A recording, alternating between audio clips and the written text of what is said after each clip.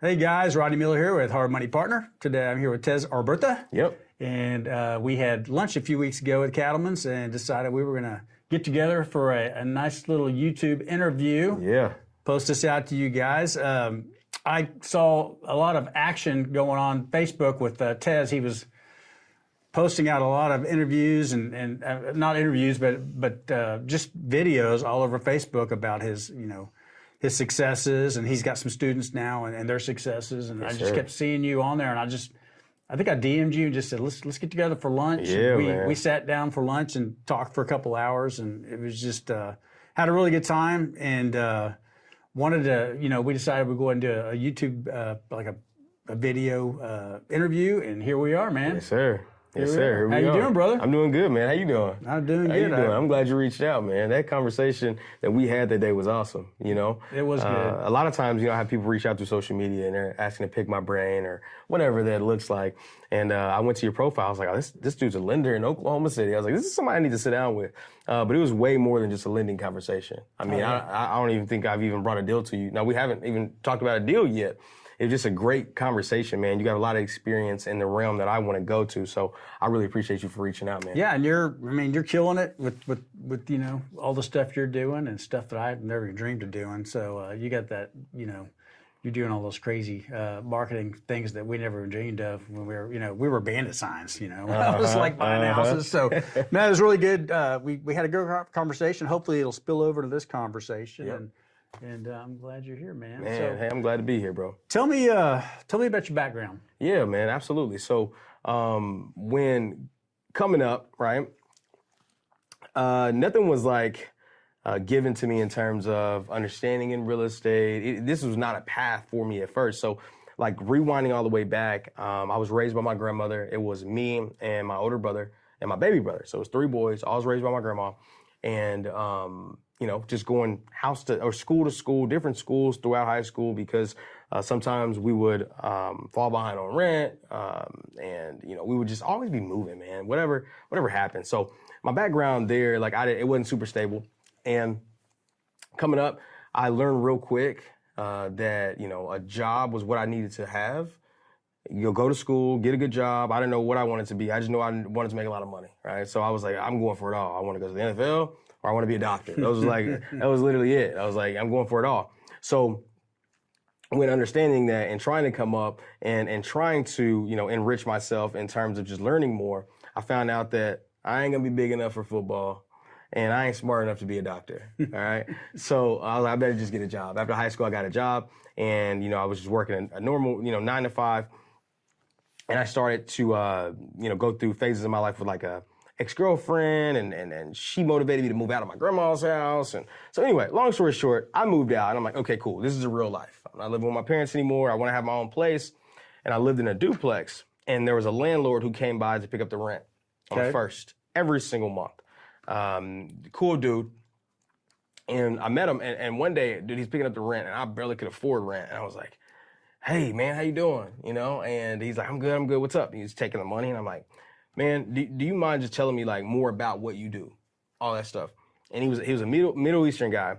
And what he did was he went back to his car. He had a van. He was driving a minivan. Brought this book back, and it had highlighter all through it, and it was all beat up and kind of balled up. And I'm like, what is this?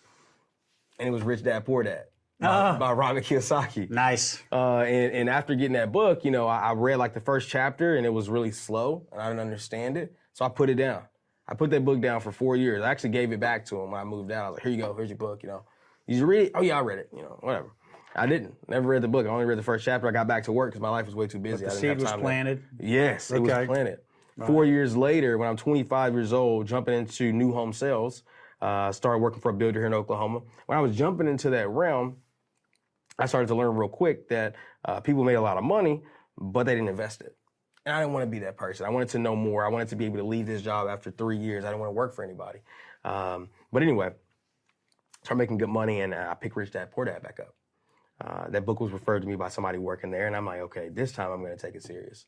And I did. And after reading that book, it changed my mind on employment. It changed my mind on investing. It changed my mind on real estate. It did a lot for me. but I still didn't know what to do. Sure, You know what I'm saying? I just had this book. But you got the fun. It got enough to make you hungrier for more, and that's the key. Yeah. That book has changed so many lives. Yeah, You man. know, I read that book when I was younger, and I mean, it's just it's a game changer. Yeah. For somebody that's looking for that's hungry and looking for something more. Yeah. A lot of people just want to have a job. Yeah, man. And they're happy with that. Yeah. Now that book probably wouldn't do much for them. Uh-huh. But if you're hungry and you want more and you want to do your own thing and you want ultimate freedom, that book is a game changer, man. It is, man. I refer it to a lot of people. Most people starting out, it's like, here you go. I always said it'd be cool to just buy a big box of those at a discount, just hand them out to people that, it'd be cool because really, I mean, what is cooler than that than giving somebody a book that'll change your life and set you down on a path that could set you for life. And they'll never forget it, Yes, sir. So, Yes, sir. So you got the book, Yeah. you put it down for a while, you picked it back up, and then got interested. And you were already a sales guy at Roush Coleman Homes. Yeah, that's Okay. right. Yeah. Okay. So, let's talk about Roush Coleman. Yeah. You were a sales guy there. Do you feel like that prepared you for things down the road Absolutely, to get man. you where you're at today? Yeah. A full-blown entrepreneur. Okay. A lot of entrepreneurs, you hear stories about how much they hated their job. I didn't hate my job, and I mean, I hated the day-to-day task. I hated working for somebody else, but I knew that I was making good money there. And I knew that it was life-changing money. I was helping my grandma now with a whole lot of stuff. I was helping my brother, my mom. I was able to do stuff I've never been able to, so I was thankful for the opportunity. But looking back, it prepared me in a whole lot of ways to be a business owner. Because working in this new home sales realm, I learned real quick. This is not about how much they like you. This is about production. They actually had a statistic within this company that was PPE. I started to monitor it, and it was profit per employee. Right? Okay. So once I was a salesperson, I didn't understand that. I didn't know that even existed. But when I became a sales manager, I was like, oh. They're like, so how much profit is this person bringing us versus how much we're paying them? They have a base salary. Yes. How long have they been here? Yeah. Okay, cool. There has to be a decision made tomorrow. Gotcha. And I'm like, okay. I was just like, wow, this is cutthroat, but also they're providing a 6-figure opportunity for a person. Sure. So I started to understand, okay, business is important on a lot of high levels, but I never had been, introduced to a level that high. So once I started seeing all that stuff, man, going through Roush Coleman, it really developed me to be a better salesperson and a better business person. Gotcha. In a whole lot of ways. So if you were, some young kid comes to you and he's out of high school. Yep. He's trying to figure out what he's going to do with his life. Yes, sir. Doesn't really want to go to college. What would you tell him? And would you tell him to go find a good sales job? 100%. I mean, to kind of lay the foundation Yeah. for something bigger? Yeah. Okay. 100%. I think, being in that sales environment, first of all, they had sales training. And so I was able to direct my energy in the conversation and just all these different components working at Roush. But to your point, Ryan, anywhere you go in a sales environment, especially when it's heavy on commission, they're going to, assure that you have the training. And if not, you're going to figure it out because you got to make money. Absolutely. When your back's against the wall, you have to make money. So being able to, have those conversations with somebody, overcoming objections, talking to them about mutual purpose, and coming to a common ground to make a sale happen is just second to nothing when it comes to education. I mean, I encourage that more than, going to college, depending on, what your goals are. If you want to be a doctor, obviously sales don't make sense. But if you want to go learn business, just get in business. I Get in couldn't business agree with you more. And go pick up a sales job, learn that skill because it's going to make you very, very, very good in your interpersonal skills on next level. Yeah, I've got a 4-year business degree, and I wish I would have just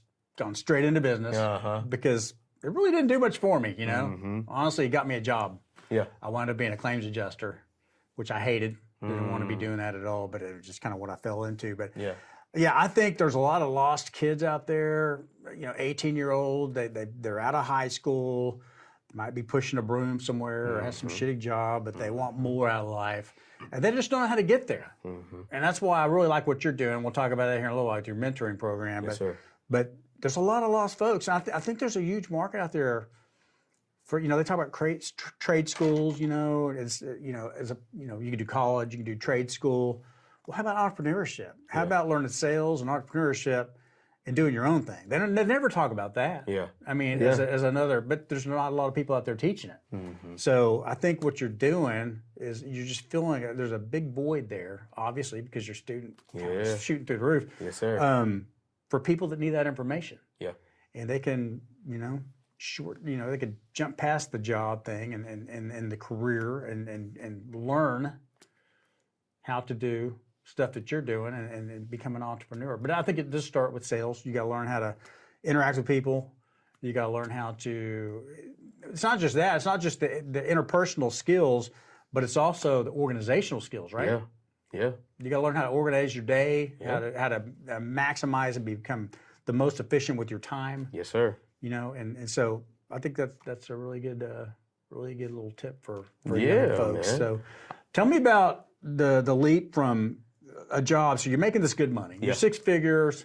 You're 20 in your early 20s. Yeah, 25, 26 years So you're old. making more than the average college graduate is making that's been out of school for quite a while. You're killing it because you're a good salesperson. Yes, sir. And so you really could and you worked your way up to management, right? Yeah. I became a sales manager in that environment. So you probably could have stayed with Roush Coleman Homes, got your 30-year, stayed there 30 years and got your gold watch when you retire and all that. But you didn't do that. You were hungry for more. Tell me about that. So, working in that environment, I was just a salesperson, started out there and then began, when I first started, I had a great year. My first year was awesome. So starting out, I was rocky, in the first 3 months, I didn't make any sales. But then month 4 started to really pick up. And month 4 was ironically enough, became January of 2018. January 2017 was one of the biggest years I've ever had in sales, income, all that stuff. It was the first year I've ever made 6 figures. The year before this year, just to give you a little backstory, I made like $32,000. The following year, I made $150,000. So being like, I couldn't even understand how much money that was because nobody in my family had made that kind of money. Sure. And I had never seen that much money before, on a constant basis, every single month. So after that year, I sold 55 houses for this company. And it was a big year for me financially, but also it was a big year statistically for the company. So they were looking at me like, hey, maybe you can teach some of these other people coming in how to do it. And so that next year, I was promoted to be a sales manager. Okay. And after becoming a sales manager, I learned real quick that there's more responsibility, but the money ain't always as good. Sure. Right? Don't get me wrong, I was still making 6 figures. Welcome I was to the still doing corporate good. world. Yeah, corporate world. You got a nice, cool badge. You get to tell people what to do as long as it's what your boss told you to tell them what to do. Exactly. Right? So it's like the illusion of security, the illusion of control is really what started to like ring in my head. But I mean, I became more time broke than I was financially broke. I was making good money, but I didn't have time with my family. And also I was working for somebody else and pushing their dream. And after I had more success, even in the management role, I just started to think like, okay, if I can do all these things for somebody else, like what can I do for myself? Like what accolades and what can I do for myself? So I started to educate myself on investing. Okay. Real estate investing. Okay. Because, working on the retail side of business as a property, consultant or as a realtor, we always think that we know everything about real estate. Sure. Because we got our license or we took a course. So we know everything about the law and everything like that, but what we don't understand. To me, that's the administrative side of real estate. That's the administrative side, man. I love that term. Check the boxes. Yeah, that's it. Regurgitate information, and as long as you can do that, you're good. But they don't actually teach you how to sell a house. They don't teach you. They don't give you any sales training, So anyway, I thought I knew everything, right? I thought the only way to buy a house was conventional FHA, HUD 184, or a VA loan. And what I come to find out is there's a whole lot more ways to buy a property, from wholesaling to subject to creative finance to commercial loans, all these other ways to buy property that I did not know about. So once I started like learning about it, looking things up on YouTube and listening to podcasts, I just went down this rabbit hole of information. And I was like, wow, this is really something I'm interested in. See, you were in the Matrix. You got out of the Matrix. Yes, sir. You took is it the blue pill? Yeah, I can't remember which one it was, but man, I was just thinking, and I came to work with just a completely different mindset. Mm-hmm. So like it got to a point to where I was just annoyed with my day-to-day tasks because I didn't feel like it was advancing me anywhere. Once I understood what guys were doing at my age or younger or older have accomplished from investing their money in real estate versus working transactionally for it. Yep. So did you start looking for your escape hatch, Oh, formulate man. an escape plan? Yeah. Okay. I started to listen to different books Okay. before diving 100% into like what strategy I was going to take in real estate, because there's so many different strategies in investing. But before I decided which one I was going to take, I was like, I need to unwind my mind around a job and what I or the structure of having a job to pay your bills and live. And the first book I picked up was a book by Tim Ferriss, and it's called The 4-Hour Workweek. Read it. Have you read it? Oh, yeah. Okay. All right. It's a great book. When I picked that book up, I was like, oh man, it completely ripped my perspective on working for somebody. Sure. Like, it was just, after that I was done. And another book, No More Mondays. But anyway, those books, it just made me think differently. So then I started to look at investing, and I was looking at wholesaling houses, and I picked up a podcast I started listening to by a guy named Sean Terry. Yeah. Out of Phoenix. Yeah, big dude in wholesaling. So shout out to Sean Terry. I started listening to his podcast, and I just started applying what he was saying. Writing letters and leaving them on people's doorstep or on their door, and just all these different strategies, man. I just started to do it. And before I knew it, While you had your job? While I had my job. Okay. While I had my job, like a side hustle. Yeah. Okay. A side hustle to see if it works. That's pretty important. Don't go quit your job until you maybe test the waters out. Make some money. Exactly. I set a personal goal. Although I was making 6 figures at my job, I didn't need that much money to live. Sure. So I told myself, you know what? I'm okay making a fraction of what I make there, half at least. What I make there, as long as I make the rules, as long as I write the handbook. So before I knew it, wholesaling started to take off. I was talking to more and more sellers. I didn't get a deal yet, but my job started to notice that, my attention was shrinking. And my team was still hitting the numbers. They were still doing good, but they weren't doing great. Mm-hmm. And that's what that company expects. It's always like, oh, we sold 600 houses. We need to sell 605. Gotcha. Right? It's always pushing the needle. That's just how they are. And I understand it. And they're so very they were having some successful. management meetings. Hey, have you noticed that Tez is checked not out, fully focused? He's checked out. Not engaged. He's on his phone a lot. He's not here at 6 a.m. He's there at 6:05. Dude, that environment, like when you're working for somebody making that kind of money, no college education required, and they knew that about me, bro, they expect a lot. Absolutely. And as they should. I mean, if they're sitting here paying somebody, Sure. Sure. Yeah. It's the corporate world, man. Yeah, they're going to nothing always bad try to on them. squeeze more out of you. They want your full attention. Yep. So nothing bad on that company, great organization, but it just wasn't a good fit for me. Gotcha. And as I started to focus more on wholesale, they started to notice. So, it got to a point to where they just brought me in, sat me down, and asked me what I wanted to do. Okay. Do you want to keep doing this? Because they found out about it. Do you want to keep doing this, or do you want to do this? And I told them, hey, I want to do both, And they were like... And they love that idea, didn't they? No. They're like, absolutely, you can do both. You can do both. Yeah, switch your attention up. No, they fired me, man. They let me go. 2 days after April Fool's Day, they let me go. And I walked out, and I followed up with some sellers in Northwest Oklahoma City. It was a property on Northwest 62nd near Nichols Hills. Was it 62nd? Yeah. Anyway, or 59th. Wherever it was. I'll never forget the property. Always drive by it. But I went out there, met with the seller, locked it up, and made $19,000 on a wholesale. And that money proved to me, proof of concept, Sure. that it works. Sure. I was set out to make $10,000 a month, and I said I will not walk away from my job unless I can make that much money. Sure. At least $10K a month, because that's what I was used to making. More than that, but that was my minimum. And that day, I locked up enough for 2 months. Okay. Sold the deal. Nice. And I was like, you know what? I'll never work for anybody again. That was in 2019, and I have not since. But Tez, I mean, the healthcare plan, you just leave that behind, The 401k. The 401k, the matching, they match 2%. You know what I realized about the 401k idea, and I'm not knocking anybody with a nice 401k. As a business owner, I love the idea of a 401k in terms of giving my employees 401k. But as an investor, it's like you're telling me that I need to give you my money to invest because I'm not knowledgeable enough to invest in myself. What I understood was, okay, I can give you that, and it just goes into a mutual fund and has some guy in another state manage my money, or I can take my money and go invest it somewhere. They're smarter than you, dude. They'll handle it. Don't worry about it. That's the big. And I was like, wait a minute, man. No, I can do better stuff with my money. Sure. Let me take that money. Sure. It was a lot of things about the 9-to-5 life, man, that just, was uncovered by way of just educating myself. Sure. And, not everybody is willing to do that. No. But, it could cost you a lot of money and a lot of years off your life. Well, I wish with that Rich Dad Poor Dad book, the only wish is that I read that thing at 21 years old. Yeah. And I would have skipped so many steps, but hindsight. Yeah. 2020, What you gonna do? 25 is very young. I mean, that's very young. And You know, what if you'd read that? That was before you got the sales job, right? Maybe it's That's just meant true. to be, man. That's You had to amen. go through the Yeah. sales job to Yeah. be the best you. Yeah.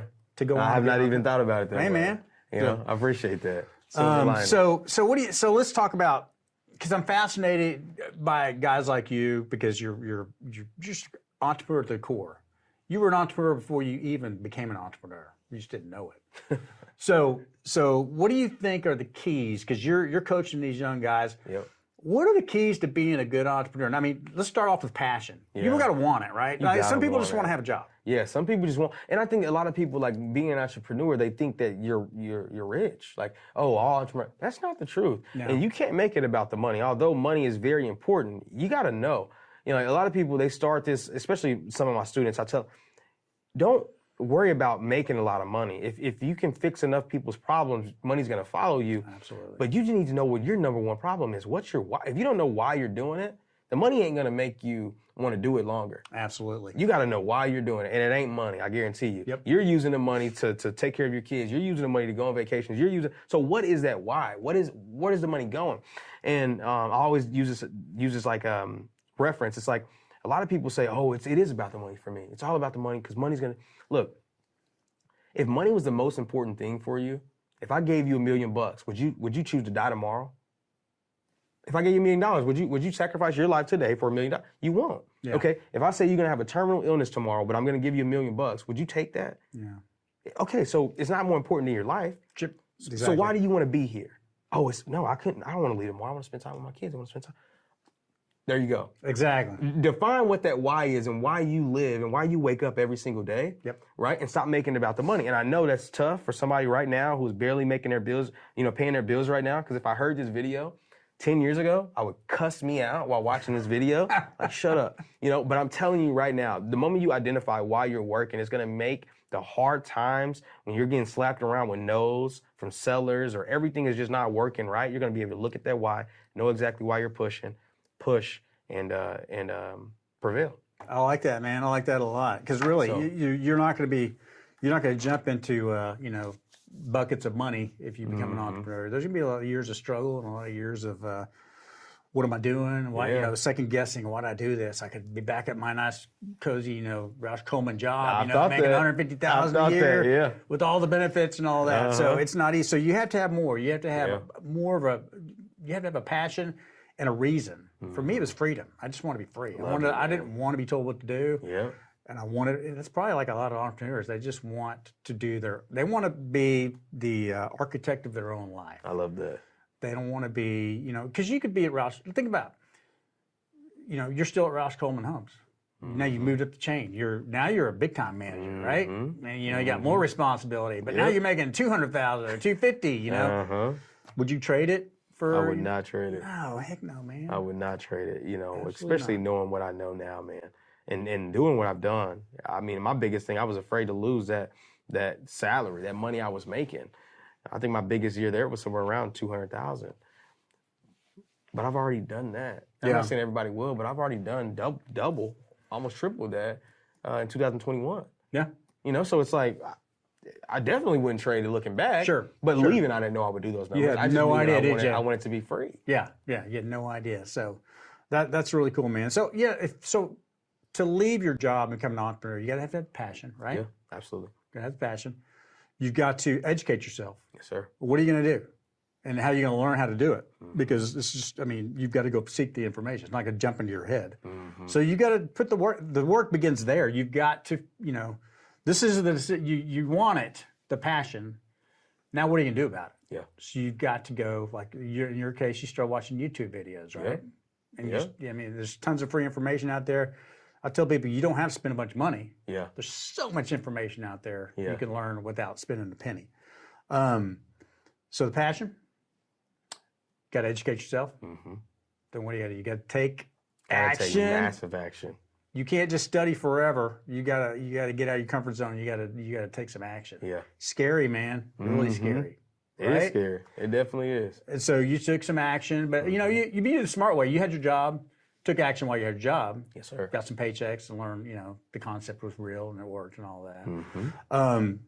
then you got to be resilient because you're not going to be successful off the bat usually, or you're going to have some setbacks and you can't give up. You go back and get that job.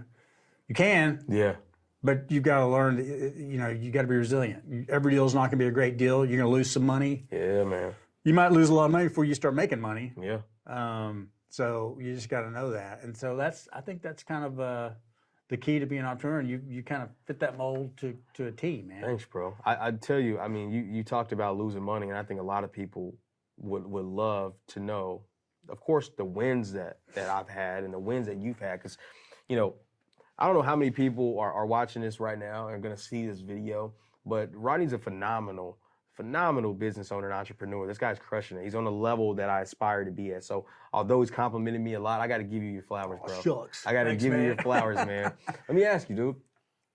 What do you think has been like one of the biggest losses that you've taken? I know this has been my interview, but I'll tell you, I did a video about it, a YouTube video. Guys, go look up my YouTube video, how I lost $150,000 in like 3 or 4 months.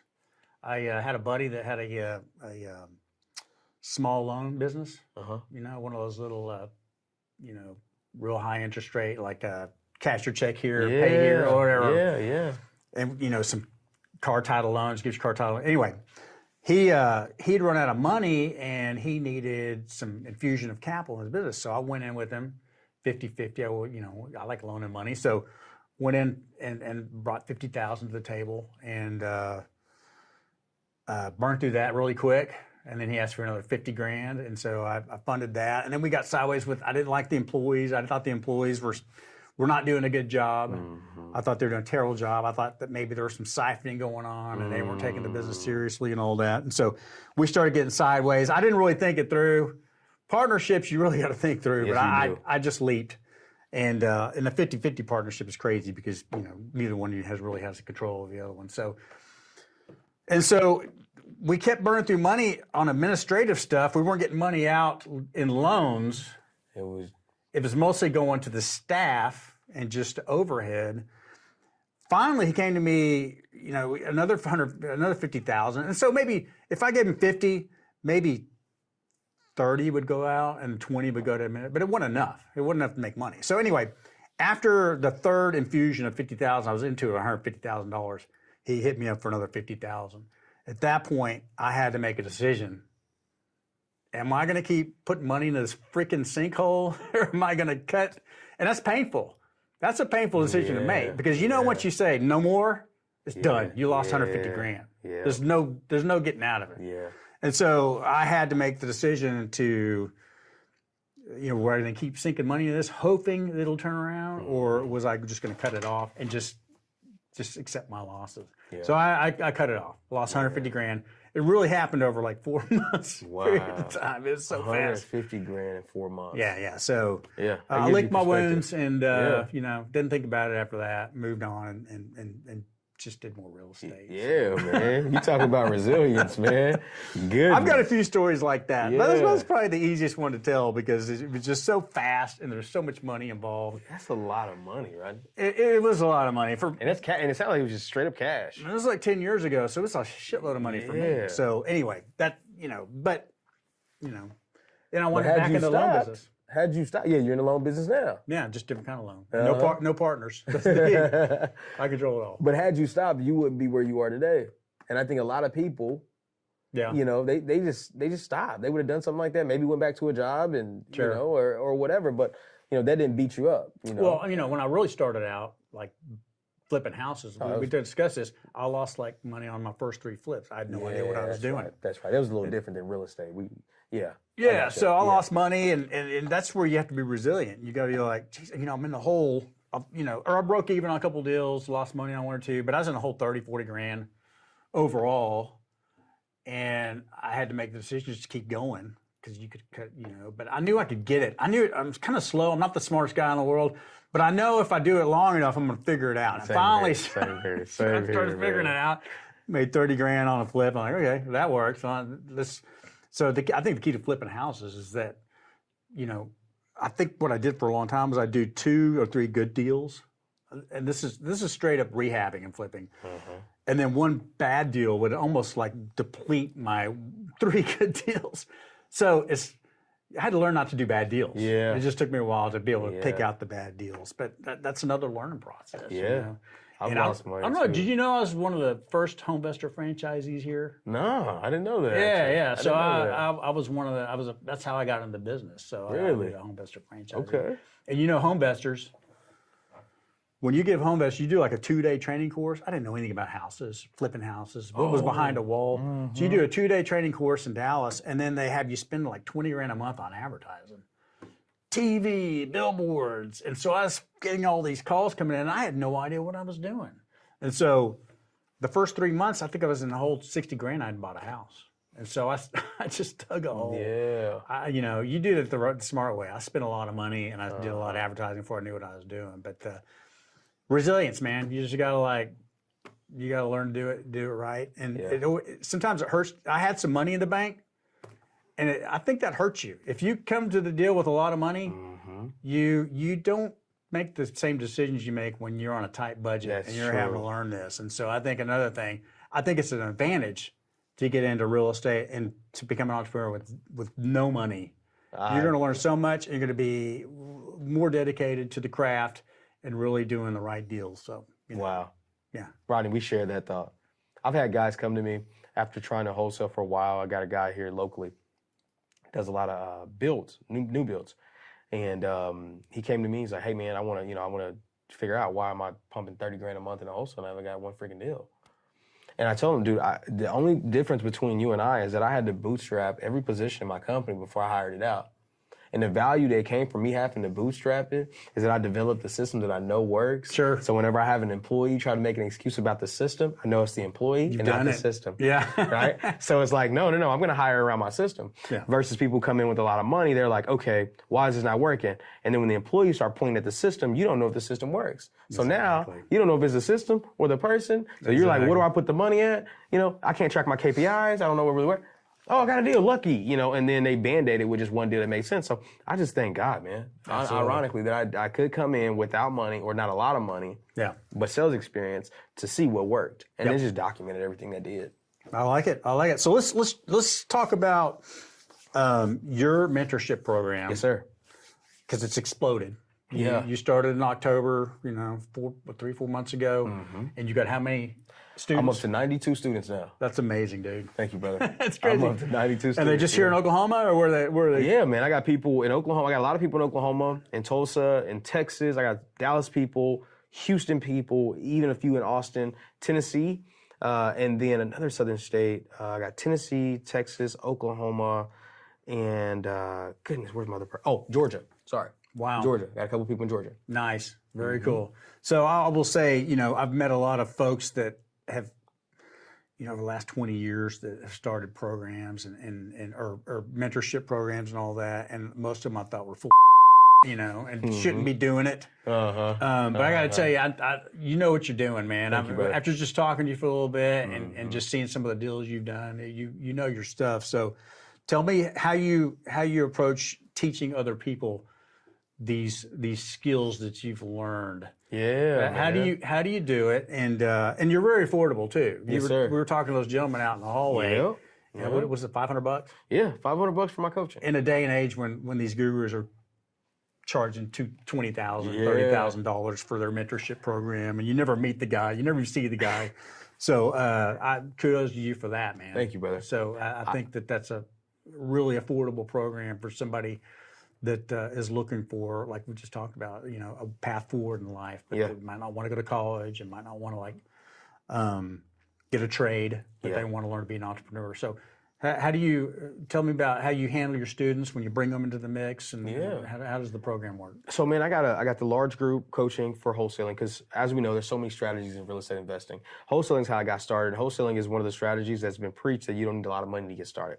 You don't need a lot of money, but you do need some money, right? Because if you don't want to be out door knocking and sticking bandit signs in the ground, and those cost money, you're going to have to spend money somewhere. And even gas costs money. So, like that's what I say, it's time or money. You're going to put in time or money, and time is money. I love that. I love that. Time or money. I love that. You talk about being scalable, I can send 1,000 text messages to people. Sure, I probably won't get the best response rate when it comes to, somebody who's door knocking, but you got to door knock 100 doors. And can you do that in a day? Well, explain to people what door knocking is. So going out to a property, knocking on it, talking to a seller, asking if they want to sell their house. That's going to be a whole lot, less scalable than me sending 1,000 text messages. Sure. So in this coaching program, when you come in and you pay $500, you don't only get the coaching, the 76 videos that I go over from A to Z and explaining what a wholesale is, how to get a deal done, how to negotiate with buyers, how to build a buyer's list, getting you my contract that I use, repair sheet so you can estimate repairs when talking to a seller. All of that value in those training videos to understanding what wholesaling is, but you also get support. So you come into my group, you come into my mentorship, and I have a group chat of all my students, all 90 plus now. And when you ask a question, if I'm not available to answer it, you got 90 other people who can help answer that question. Okay, cool. Right? So you get that, and then you also get me live on a weekly Zoom call every single week to talk about what's going on in your business and how I can help you. What's the number of people on Zoom call these days that engage and actually show up, man, north of 20. I mean, we have at least 20 to 25 people. So that's manageable. You could like, field all those questions. Absolutely. And most times what happens is somebody asks a question and 10 other people had that same question. Sure. Exactly. So they're just like, oh, okay, awesome, exactly. Cool, I got the value already. So the foundation is they come in and they watch your course and your videos. How long are your videos? Man, probably about 3 minutes on average. Okay, that's manageable. So no 30-minute videos or 40. So 70-something 3-minute videos, little bites that they can go through, gives them the fundamentals, and then they can follow up with you with questions. Yes, sir. Okay. Do you send them out in the field and tell them to hey, go out and do this, and then come back next week and let's talk about it, how it went? Absolutely. Depending on what the question is, I'm going to give them the best answer I got. Gotcha. If that's calling a person up, then do it. There's times when a person's talking about, hey, this person won't answer my call, and I'll call them. Hey, give me their number. I'll call them right now. You do all that? Yeah, I'll do it right now in front of all y'all. I'll show y'all how I talk to them, I like it. I had one guy who ended up doing the deal. I mean, he agreed to the price over the phone. Nice. My student went out, locked the deal up as an employee of my company because I told him, hey, I'm the owner. You've been talking to me. Sure. It made the guy feel good to talk to the owner of the company. It's just different approaches. So anyway, he came out, locked the deal up, and gave me a wholesale half of the fee he got because he's like, dude, I owe you this because you called. And that's happened on a Zoom call. So being able to provide that value and help coach them from cold calling scripts to, everything, what they need. Gotcha. That's huge, man. That's huge. So where do you see this going? Let's just fast forward, 5 years from now. What does this look like? Man, you know what? That's a good question. I think you were talking about the gurus who charge 20 grand for this information, or 30, or 5 even. I think a lot of them, they don't do the end buying. Because I buy properties to be a rental you're property. Actually doing what you're teaching. What I'm teaching, the value there is that I get a lot of people who are coached up on how to bring me a deal. Yeah. So it's no longer about, them making money and me making money off them, and the only way I pay my bills is coaching. Gotcha. No, I actually buy the property. Mm-hmm. So when I'm trying to get an investment property, I now have 100 students that can bring me you properties. Build a little army of what do you call them? Bird dogs, army of bird dogs out there looking for deals. Wholesale hustlers. And then you hold their hand and you guys can that's cool. And, that's the way it should be. Yeah, they scale, they're able to make their money, and then I'm able to scale by way of fix and flip, buy and hold, XYZ. So it takes my marketing down, it helps them make money and provide for their family. And that's what I hope for. So I'm hoping to acquire enough real estate to where in the next 5 years I have enough coaching students that understand what's going on. I don't know if I'm gonna always be coaching wholesale. Gotcha. I don't know what that looks like. But I do know my long-term play is to scale enough, help enough people to where I can back into commercial and multifamily real estate. Gotcha. And that's my long-term stuff. So like maybe in 5 years I have a lot of commercial property. I like it. Well, I'm sure you'll have like a handful of star students that can move into that position and help you take look for commercial stuff. Yeah, I've been thinking that. Or no, I mean just teach the other guys the wholesale stuff. Yeah, to pick one of your and scale that way. And I haven't even thought about that. But yeah, that's really cool. So so it's $500. Yep. They come in, they get the video, and they watch those. And then do you have much of a dropout rate? Do you see a lot of people? Because a lot of people aren't going to put the work in. They're going to get all excited. They're going to come in, and so that's kind of what separates the men from the boys, or whatever. Yeah. The people that are willing to they're passionate enough, and they're going to follow through. Can you track how far they went in there in the videos? It's funny. Yeah, in Kajabi, in the training platform, I'm able to hold people accountable. Okay. I've called some people out on the call on my Zoom calls, and I've had a few people who didn't have their camera on. Yeah. Just drop off the call. I just see them just leave, and I'm like, they probably think I'm going to hold them accountable in a second, and I will. Yeah. Because I don't want to take your money if you're not going to do anything with it. Because again, you win when you take this serious. Sure. I win when you take this serious. Because not only are you going to have success stories to go tell other people, Yeah. My coaching may not only be at that $100 $500 once I get to 10,000 students. It may be less. I'm not going to be able to be available for it. I mean, more, because I may not be available for most people. Well, you know what? I was going to say that, these guys that charge 20, 30 grand, I'm not really opposed to that because, you got all these students and people are going to want more access to you. And it's going to be harder to get access to you. So if you do a mastermind and then you do a super mastermind and it's you and like 10 people and they're getting you in a room and you're giving them the nuggets, especially if you get in a multifamily and commercial. I told you I paid $30-something thousand to learn multifamily. So, and it's worth it. I would do it again. So, I'm not totally crapping on those people. So there is a way to do that. But, but I'm just talking about the people that do the lead magnet, like, get my little booklet for $50 or $20, and then you just starting to get join this, go see this seminar. You go to the seminar, it's $1,200. Oh, hey, coaching. So I've been to those. Oh, I've been to those. Yeah, I've been to a lot of those. So. I've been to those. All right, Tez, man, let's do a quick lightning round. Let's do it. Something I've never done before. Let's try it out. Let's go. Okay. Top business book. Top business book, 10X by Grant Cardone. Okay, cool. What's your top podcast you're listening to right now? It's got to be Ed Milet. Ed Milet has a podcast, and I forget the name of it, but I listen to his podcast. I just picked that up last week. That's pretty good, man. Phenomenal guy. Yeah, I think so. Have you been to any seminars or anything with him? Dude, I actually went to Ed Milet's house back in November of last year. Went to go hang out at his house. He had a lot of actors and all these other people. 1,500 square foot house, in the suburb,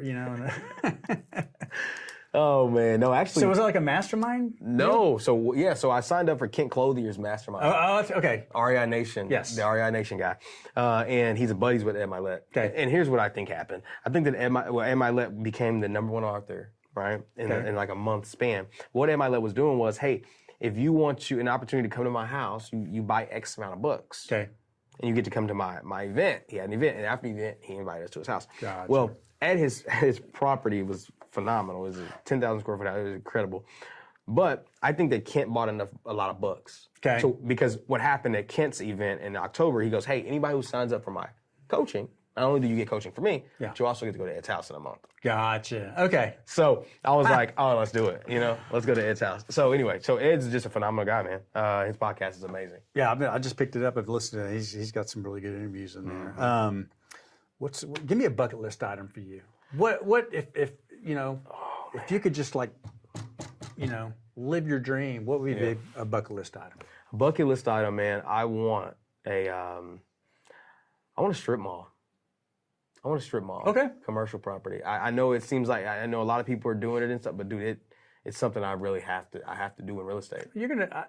I predict you're gonna own a strip mall within a year or two. Wow.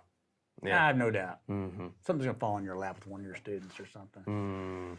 So you just dream bigger than that. You need to own an island or something. Oh man, I like that. That's why I gotta hang around the right people, because the strip mall, I can tell. I said it. I can tell right. You're like, okay, all right.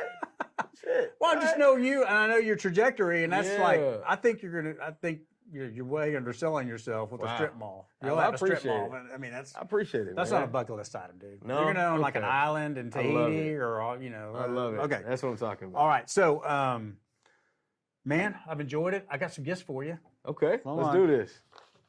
Let's That's gonna be a nice clip, by the way. Oh snap! All right, baby. I got some swag. Yeah, I finally got my swag. All right. Let's go. That's for you, man. Nice. Open that up. Yeah. Hard Money Partner swag, people. Hard Money Partner. Oh, yes, sir. All right, man. So I really appreciate you, dude. Yeah. Well, I have a feeling we'll be working together. You're heading to DFW. We're about to open office in Dallas-Fort Worth area for lending. I know you just got back from there. Yep. So you're starting to look at that market and maybe get some more students there and start doing some stuff there, right? Yes, sir. So maybe we can do something there together. Let's do it, man. So let's do it, dude. Hey, thank you. I enjoyed it, Tez. Yes, sir. Yes, sir. Guys, if you need a loan, come to hardmoneypartner.com. We're on all the social media platforms under Hard Money Partner. And thanks for joining us.